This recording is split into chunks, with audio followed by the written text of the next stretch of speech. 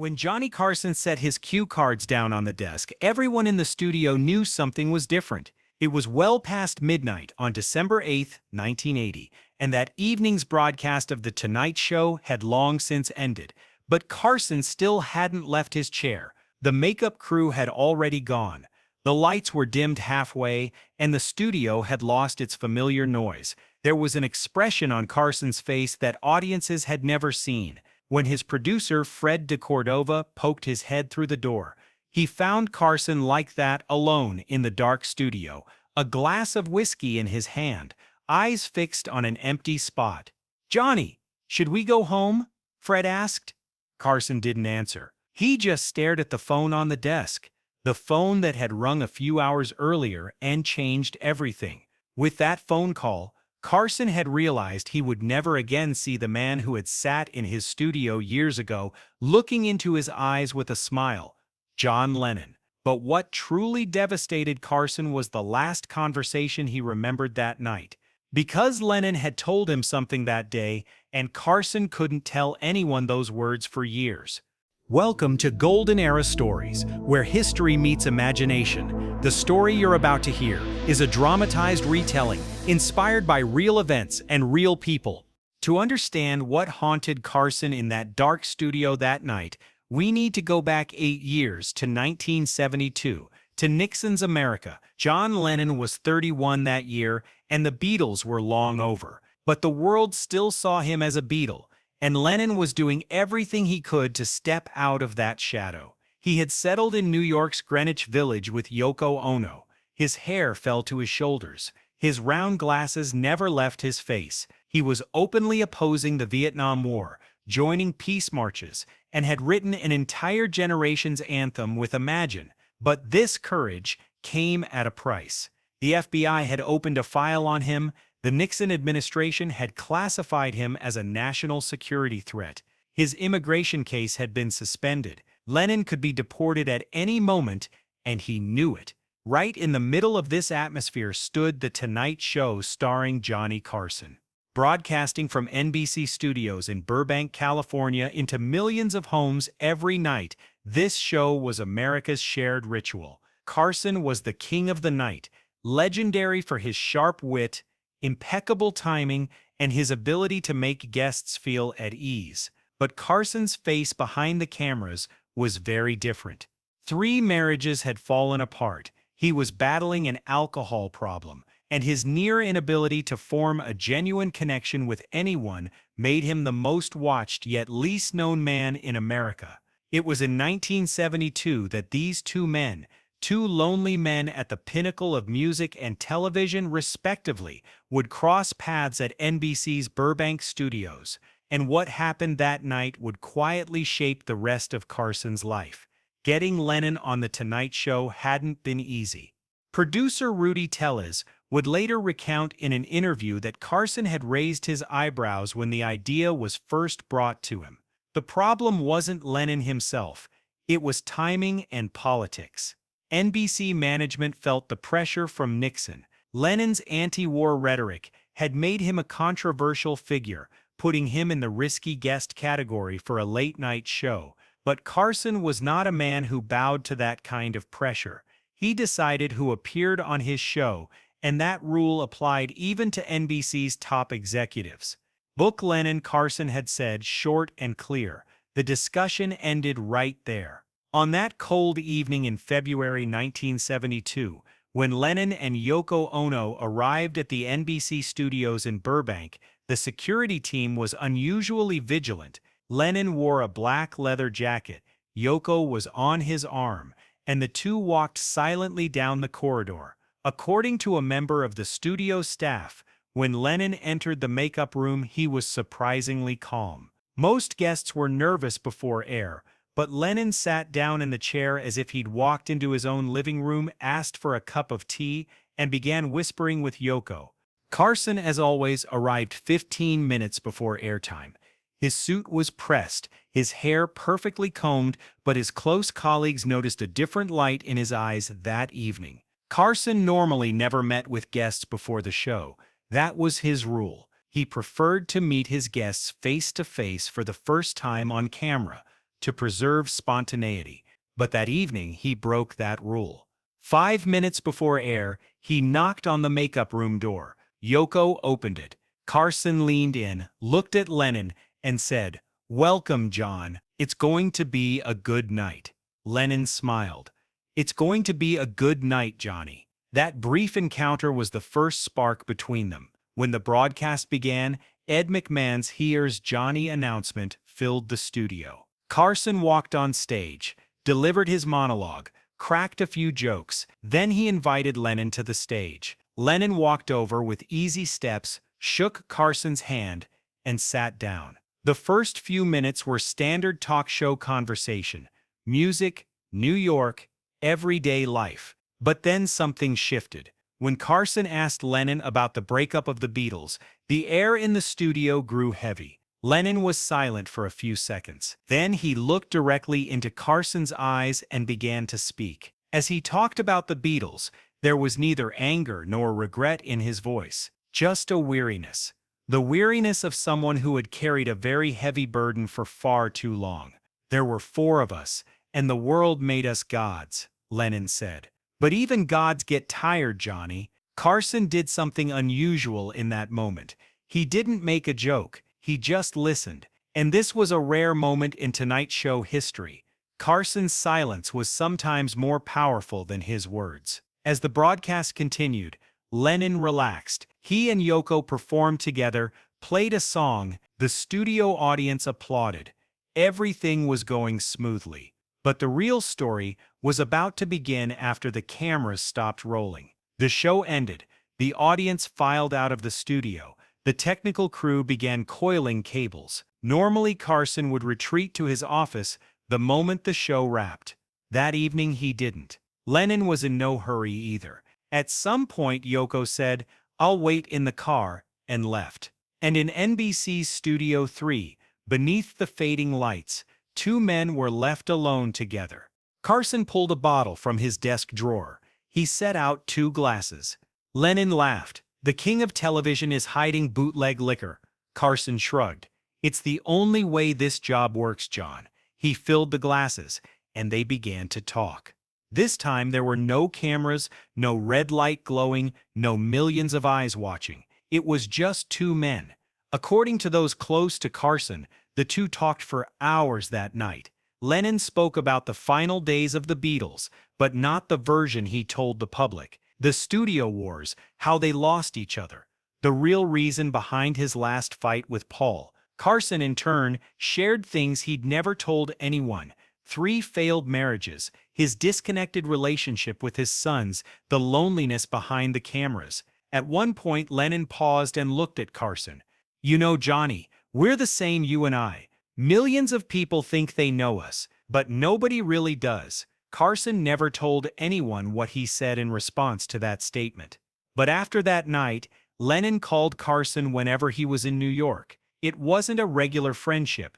Both men were too busy, too complicated for that. But an occasional phone call, a few minutes of conversation, 2 lonely men checking in on each other. This quiet bond lasted from 1972 to 1980, and then December 8, 1980 arrived, and everything ended.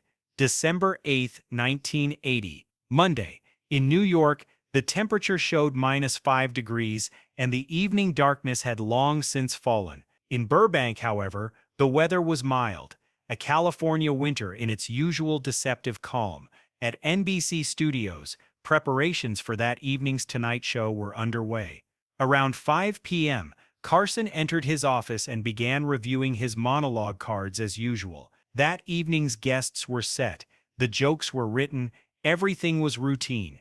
At 5:40 p.m., when producer Fred de Cordova opened the door to Carson's office, his face was white as a sheet. Carson looked up. Fred's lips were trembling. "Johnny," Fred said, trying to control his voice. "John Lennon's been shot." The cards in Carson's hands fell to the desk. He said nothing for several seconds. Then a single word, "What?" Fred repeated. Lennon had been shot in front of the Dakota Apartments at the entrance to his own home. His condition was critical. Details were still emerging. Carson stood up. He took a few steps around his office. Then he stopped, turned to the window, and looked outside. Fred, describing that moment, would later say, "I saw Johnny's shoulders drop, as if someone had placed a 100-pound weight on his back." Carson turned to look at Fred. "Are we still on air tonight?" Fred nodded. "NBC's leaving the call to you." Carson thought for a few seconds. "We're going on," he said. His voice was flat, his face unreadable, but we're changing the monologue. At 6:15 p.m., the news was confirmed. John Lennon had died. He had been rushed to Roosevelt Hospital, but could not be saved. He was 40 years old. Carson was alone in his office when he received this news. He had closed the door. No one knew what he did inside. 5 minutes later, when he opened the door, his eyes were red, but his face was composed. He walked to the makeup room, sat in the chair, and said to the makeup artist, "Get me ready." He didn't say a single word more. When The Tonight Show went on the air that evening, millions of people across America were glued to their screens. Everyone was waiting to hear what Carson would say. Ed McMahon, describing that night, had said, "I worked with Johnny for 30 years. I never saw him that fragile." Carson walked on stage. The applause was shorter than usual. The audience had heard the news too. Carson sat behind his desk, looked into the camera, and began to speak. There were no jokes, no monologue, just Johnny Carson, looking directly into the camera, talking about John Lennon. He was controlling his voice, but a careful eye could detect the tremor. He spoke about Lennon's music, his message of peace, what he had given to the world. He kept it brief. Carson was not a man who made long emotional speeches, but in those short minutes, the millions watching caught the crack in Carson's voice, and everyone interpreted it as a professional's respectful tribute. No one knew that Carson's grief was far more personal. The show ran shorter than usual that night. Guests came on, conversations were had, but an invisible weight hung over everything. When the broadcast ended, Carson said good night, as he always did. The cameras went dark. The red light went off. The studio applauded, but this time the applause was tired, mournful, and then everyone left. But Carson didn't leave. Makeup artist Shirley Brander once described that night like this: "After everyone had gone, I went to find Johnny to remove his makeup. I found him in the studio. He was sitting at his desk. The lights were low. He had a glass in his hand. When I approached him, he looked at me and said, 'Can I have a few minutes alone, Shirley?' I'd known Johnny for 30 years. That was the first time I ever heard him speak in that tone." Carson stayed in the studio for hours that night, and sitting in the dark, silent studio, his mind drifted back to 1972, to that night, the night he and Lennon had been left alone together. The details from 8 years earlier suddenly became crystal clear. It was the same corner of the studio, the same desk, only the chair across from him was empty. When Carson closed his eyes, he could see Lennon sitting there, legs crossed, peering from behind his glasses, whiskey glass in hand. And the conversation from that night came flooding back, word for word. That night, Lennon had gone quiet at one point. He had slowly set his glass on the desk, taken off his glasses, and rubbed his eyes. Without his glasses, Lennon was a different person. Younger, more vulnerable, more exposed. "Johnny," he had said slowly, "I'm going to tell you something, and I've told very few people this." Carson had waited, had stopped drinking. "I'm not afraid of death," Lennon had said. His voice was calm, as if stating a simple fact. "Someday someone will come along and kill me. I know this. When you've touched that many people's lives, someone hating you is inevitable, but that's not what truly scares me." Carson had asked, "What does then?" Lennon had looked directly into Carson's eyes. "Leaving without saying what I need to say. Leaving without telling the people I love that I love them. Without making the music I need to make. Without seeing Sean grow up. That's what scares me." Then he had smiled. That familiar Lennon smile, a little sad, a little defiant, a little childlike. You're scared too, aren't you, Johnny? There are things you haven't said. We all have them. Carson never told anyone what he said in reply to that question, but the weight of those words became a burden he carried for 8 years. And now, on the night of December 8th, 1980, Lennon was truly gone, and Carson, sitting in the dark studio, was thinking about how Lennon's prophecy had come true. Someday someone will come along and kill me. He had said it, and it had happened. But what was truly devastating was something else. Carson realized that night that Lennon had been right, not only about his own death, but about Carson too. You're scared too, aren't you, Johnny? Yes, he was scared.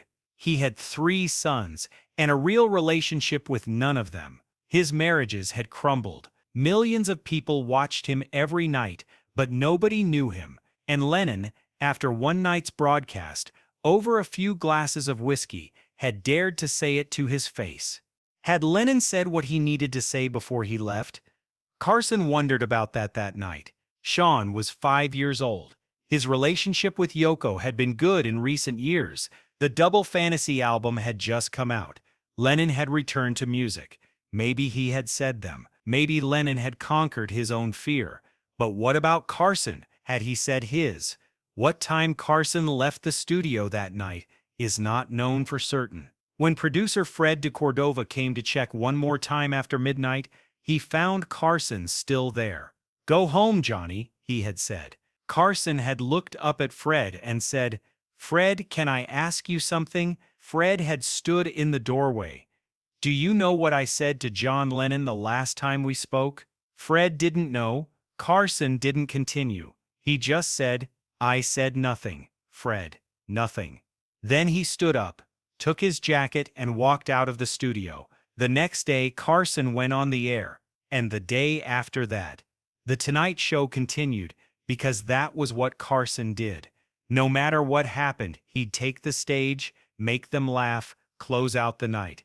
But his close colleagues noticed a subtle change in Carson. After December 1980, he talked less between sets. He listened to his guests more carefully, and every now and then, with no context at all, after listening to someone speak without interrupting them to the very end, he would smile in a peculiar way, as if he were in another time, listening to someone else. In the weeks following Lennon's death, Carson mentioned that 1972 night to a few close friends, but each time he cut the story off at a different point, each time he shared a different detail, and he never told the whole thing. Piecing together the full picture took years. Comedy writer and longtime close friend Ed Weinberger recounted that Carson had once mentioned Lennon during a dinner. Johnny never did emotional conversations, but that evening he paused and said, "Lennon knew me, Ed. One night was all it took him. I couldn't introduce myself to women I was married to for 30 years. Then he changed the subject and didn't mention Lennon again for the rest of the evening." In 1992, Carson retired from The Tonight Show. After 30 years, he left behind the cameras, the studio, the late-night broadcasts. He retreated to his home in Malibu and virtually vanished from public life. He gave no interviews. He attended no events. He appeared on no talk shows. America's most recognized face chose to become invisible. Everyone wondered about the reason for this silence. Some said it was simply Carson's nature, that he had always been a private man. Others thought it was a natural consequence of retirement. But those who knew Carson's inner world told a different story. Lennon's words, "leaving without saying what I need to say," had created a crack in Carson's life. And that crack grew over the years. After retiring, Carson tried to mend his relationships with his sons. He began spending more time with Rick, Corey, and Chris. But decades of distance couldn't be closed overnight. His sons had grown up, built their own lives. Carson was too late, and he knew it. In 1991, his son Rick died in an accident during a photography outing. Carson did not share this loss with the public. He stood silently at the funeral, spoke to no one. But according to those who were close to him during that period, Rick's death confronted Carson with Lennon's words once again. The unspoken words could now never be spoken. Lennon had been right.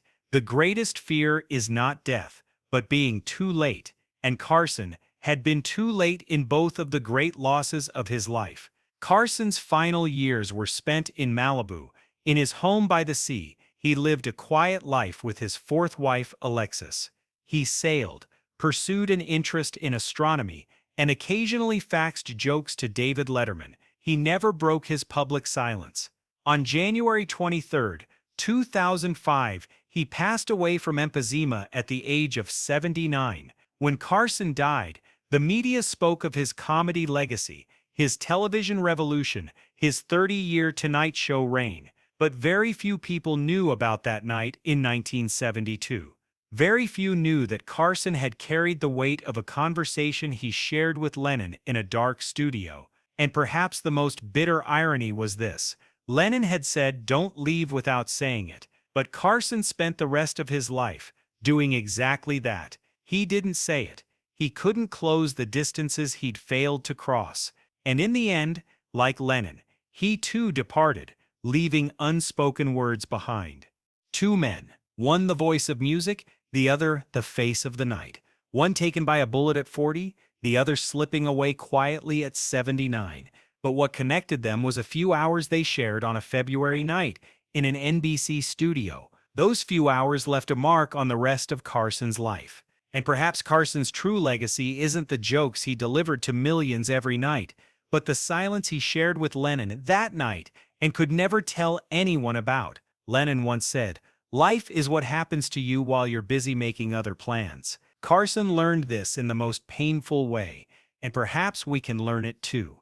Today, now, while there's still time. Maybe someone just came to your mind, someone you haven't called in a long time, haven't seen, someone you've been meaning to say something to but never did. Carson's story tells us just one thing: make that call today. Say those words today, because tomorrow, as both Lennon and Carson learned, is guaranteed to no one.